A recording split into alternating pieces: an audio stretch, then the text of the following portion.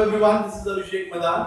How are you students? I hope you are well. So let's see the another topic of class 9 subject physics, and that is equations of motion. Okay. So जो equations of motion होती है means इस chapter में हमने कुछ equations के बारे में पढ़ना है जिसके behalf पर हम numericals को solve कर पाएंगे. Okay. So motions की तीन equations होती है. The first one is v is equals to u plus at.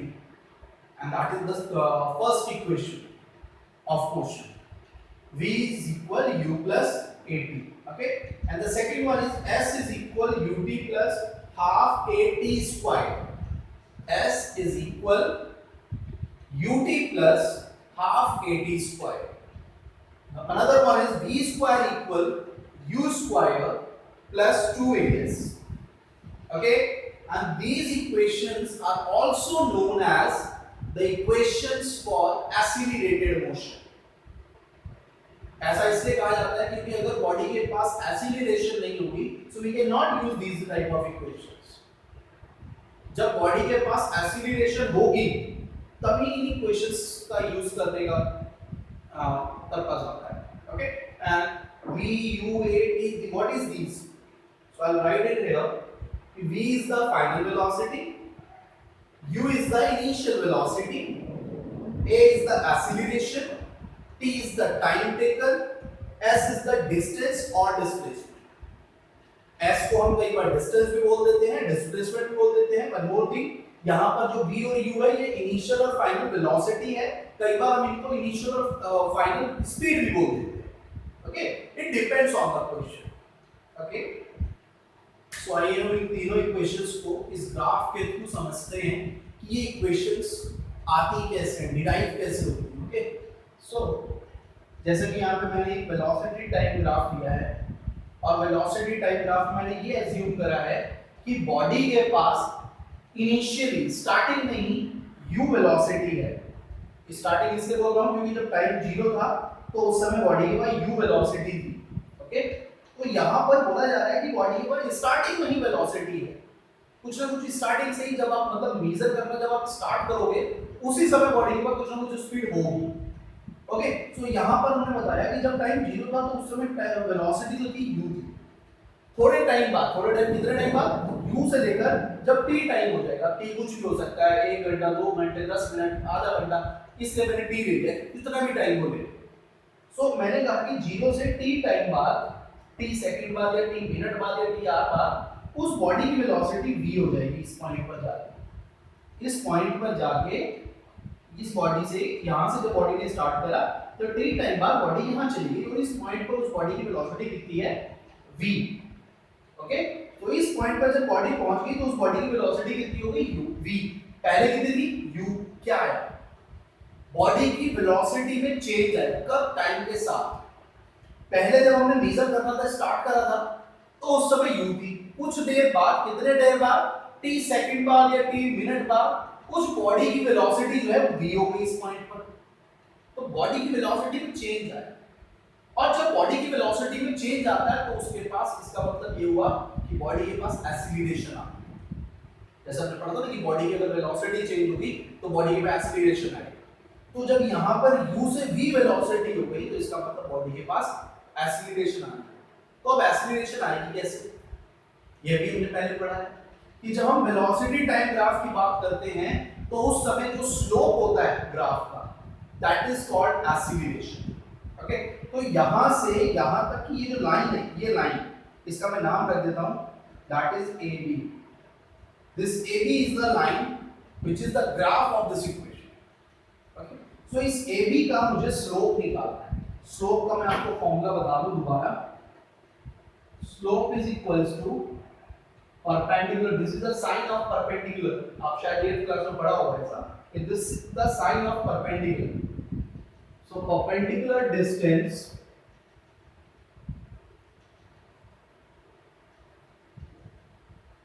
upon horizontal distance. Okay, so what is the perpendicular distance? तो ये ग्राफ है, ये लाइन. अब इस लाइन में यहां से इनिशियल पॉइंट भी देखना है, फाइनल पॉइंट भी देखना है और परपेंडिकुलर ये चीज होती है, फाइनल ये चीज होती है. ओके सो अब देखो इस पॉइंट पर बॉडी की वेलोसिटी यहाँ पर कितनी थी v, इस पॉइंट पर कितनी थी u, तो यहाँ से यहाँ तक का चेंज कितना आ गया, बड़ा ध्यान से समझना। अगर मैं इस पॉइंट की यहाँ तक की वेलोसिटी देखूंगा तो ये टोटल वेलोसिटी v है, और इस पॉइंट यानी कि इस पॉइंट से यहाँ तक की पॉइंट की अगर मैं बात करूंगा तो ये u है। ओके अब ये पूरा v इतना u, तो इतना क्या हो जाएगा v माइनस, यानी कि इस पूरे में से अगर आप ये u माइनस कर दो you will get this distance, okay, and that horizontal distance यहाँ से लेके यहाँ तक की distance that is t। t कैसे पता लगा, t minus t, ये तो 0 ही इनिशियल, तो t minus 0 t आएगा। okay so perpendicular distance is t minus u and the horizontal distance is t, okay, and that is the formula of slope, perpendicular distance of upon horizontal distance is equals to slope. So as we know, in case of velocity time graph, slope is known as acceleration. So we will denote the slope is equals to a. A is acceleration equal perpendicular distance. Perpendicular distance is v minus u upon horizontal distance is t. Okay. By cross multiplication, this t multiplied by this a. So we will get at is equal v minus u, minus का u है, इधर आगे plus का हो जाएगा, so what will get u plus at is equal v. This is the first equation जो हमने पूछा था कि v is equal u plus at, that is the first equation, okay. So now second equation the s is equals to ut plus half at square, where s is the distance or displacement, okay. और हमने पहले पढ़ा था कि velocity time graph में जब हम area find out करते हैं तो वो एरिया या तो डिस्टेंस होता है या फिर डिस्प्लेसमेंट होता है। सो s इज व्हाट, डिस्टेंस या डिस्प्लेसमेंट, यानी कि डिस्टेंस या डिस्प्लेसमेंट को निकालने के लिए हमें एरिया फाइंड आउट करना पड़ेगा। So we are going to find out the area, okay. So now let's start to find out the area of this graph. So there is the area, okay. So अब मुझे इस पूरे graph का area निकालना है। ये यहां से ये पूरा, जैसे ये पूरा है, ये इस पूरे का मेरे को एरिया निकालना है। कैसे दिखेगा? अब देखो ये एक तो हो गया ट्रायंगल, ये हो गया ट्रायंगल, और ये नीचे हो गया आपका rectangle, okay. So area of the graph, यानी कि इस पूरे ग्राफ का जो एरिया वो किसके बराबर होगा? Area of triangle plus area of rectangle, दोनों को प्लस कर दोगे। जब ये रेक्टेंगल और ट्रायंगल प्लस होगा तो ये पूरा ग्राफ ही तो बन रहा है, यानी कि पूरे ग्राफ का जो एरिया होगा वो रेक्टेंगल और ट्रायंगल के एरिया के एडिशन के बराबर। Okay, so now we are going to find out the area of this triangle and rectangle. Okay, so area of the graph will be equals to s. S is the displacement or distance. Okay, जो area होता है graph का, velocity time graph का जो area होता है वो distance या displacement होता है, तो इसलिए हम उसको s से represent करते हैं। Now, formula of area of rectangle is 1/2 base into height plus area of rectangle is length into breadth, length multiplied by breadth, okay. So now a base of this triangle is this, and that will be equals to t, and the length of this height is of this triangle is v minus u. So this is the height and that is the base. So now we'll put the value. S is equal 1/2 multiplied by base is what? T. Height is what? V minus u plus length and breadth of the rectangle. This is the rectangle and that is the length, and that length will be equals to t and breadth is equals to u. Okay, so here comes u into t. Breadth multiplied by length and length multiplied by breadth, same चीज है, okay. So that will be ut. So now ये हमारे पास आ गया। अब हम first equation पे चलते हैं। फर्स्ट इक्वेशन तो हमने प्रूव करा था v is equal u plus at। ध्यान से समझना, मैं उसको पहले यहाँ पे आपको समझाया। जो हमारा ये फर्स्ट इक्वेशन आई थी मोशन की, v is equals to u plus at, यहाँ पहले मैं u को इधर ले आऊंगा तो क्या हो जाएगा v minus u। ये क्या बन गया? at के बराबर आ गया। तो ये जो v minus u की at वैल्यू आई है वो इस हम v minus u की जगह रिप्लेस कर देंगे at को। ओके, सो हमारे पास क्या आएगा, s इज इक्वल 1/2 t, ये t आ गया, और v माइनस u की जगह हम लिख देंगे at multiply by at plus ut।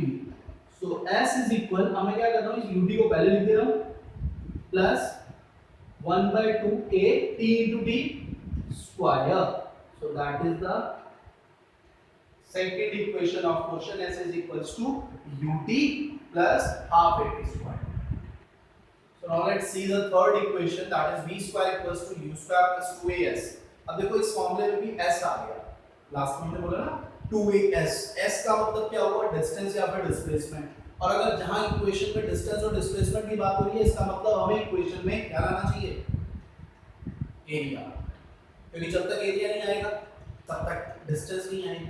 Okay, सो यानी कि हमें भी इस दोबारा इस ग्राफ का एरिया निकालना है, लेकिन फर्क क्या है, देखो इस चीज को बड़े ध्यान से समझना, सेकंड इक्वेशन में भी हमने एरिया निकाला था, थर्ड इक्वेशन में भी हम एरिया निकाला, लेकिन फर्क ये है कि सेकंड इक्वेशन में हमने ट्रायंगल प्लस रेक्टेंगल करा था, थर्ड इक्वेशन में हम ऐसा नहीं निकालेंगे, हम इस पूरे ग्राफ का एक साथ निकालेंगे, यानी कि ये पूरा रेक्टेंगल प्लस ट्रायंगल पूरा क्या बन रहा है, अगर मैं इस चीज को बीच में से हटा दूं, आप बताओ कि पूरा क्या बन रहा है, ये चीज ये क्या बन रहा है, ट्रेपेजियम बन रहा है, जिसमें ये लाइन और ये लाइन पैरेलल है। Trapezium is a type of quadrilateral in which two sides are, two opposite sides are parallel to each other। Okay, so ये एक हमारा ट्रेपेजियम बन रहा है, और ट्रेपेजियम के एरिया का फॉर्मूला क्या होता है, 1/2 bracket sum of parallel side multiplied by height। Okay, so now this graph, area of graph will be equals to distance or displacement, as we know in case of velocity time graph, area of the graph is equals to the distance or displacement, so area, distance and displacement will be denoted by s, and area of trapezium, अब third equation में area of graph को area of trapezium के graph पर solve करेंगे, so area of trapezium is 1/2 sum of parallel sides multiply by height। Okay, so here two parallel sides are there, this will be and this will be, so यहां से यहां तक की length किसके बराबर होगी, u के बराबर, और ये पूरी लेंथ किसके बराबर होगी, v के बराबर। so now we put the value, s is equal half, so v plus u, v plus u, दो पैरेलल साइड हो गई, हाइट क्या होगी, ये हाइट है इन दोनों के बीच की, जो इनके बीच की परपेंडिकुलर डिस्टेंस होती है ना, that is called height, so height is denoted by t, so height is t। अब हमें करना क्या है, यहां पे t की वैल्यू पुट करनी है from the first equation, so as we know first equation is v = u + ad, u को पहले इधर ले आए तो क्या बन गया, v - u = ad, अब a को इसके अपॉन में ले जाओ तो हमारे पास t की वैल्यू आ जाएगी, तो v - u upon a is equal t, so इस t की वैल्यू मैं वहां पुट करूंगा, so what will get, s is equal half v plus u into v minus u upon a। okay, so this will be 1, s is equal v plus u multiplied by v minus u becomes v square minus u square upon 2a। ये कौन सा formula मैंने लगाया है, ये identity है, a plus b into a minus b will be equals to a square minus b square, this is the identity। 2 और a multiply हो गए बाय क्रॉस मल्टीप्लिकेशन के, 2 इधर आ जाएगा, what will get, 2as equal v square minus u square, minus का u square इधर आके plus का हो जाएगा, so will get u square plus 2as equal v square, so that is the third equation, v square equal u square plus 2as। okay,